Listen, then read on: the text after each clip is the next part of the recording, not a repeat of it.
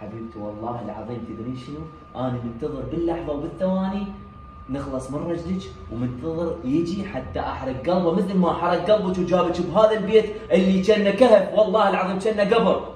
انا منتظره هاي اللحظه اخلص من هذا الشاي. صدق كذب ولا يهمك، انا خلصت من كل شيء. شنو؟ منين حضرتك انت؟ ها؟ منين حضرتك؟ منين حضرتك؟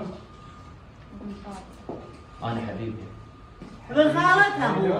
يعني انت عايز اختي هنا بهالبيت كل عقلك احنا نعوفك؟ كلكم متفقين ايه متفقين والحين طلقني عندك ونسوي عليك سير. قولها لحظه يمك. وانت راضي بهذا الشيء؟ راضيه.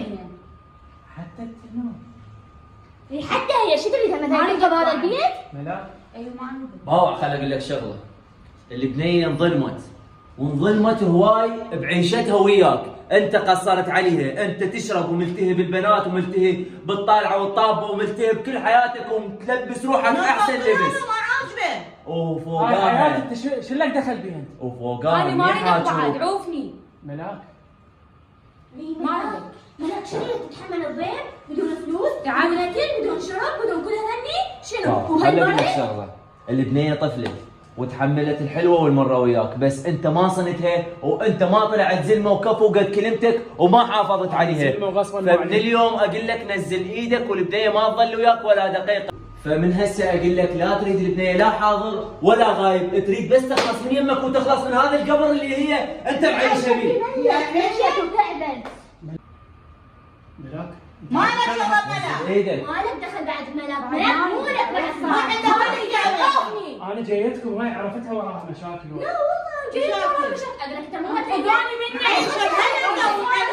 مشاكل احنا. كافي عوفني ما اريدك. البنيه ما تريدك. بعد انت على شنو؟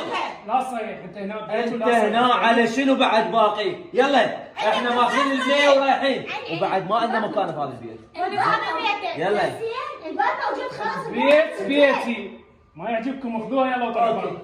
هسه هو احنا نريد نطلعها من هذا القبر. يلا اخذوها طلعوا برا. ملاك الله كريم.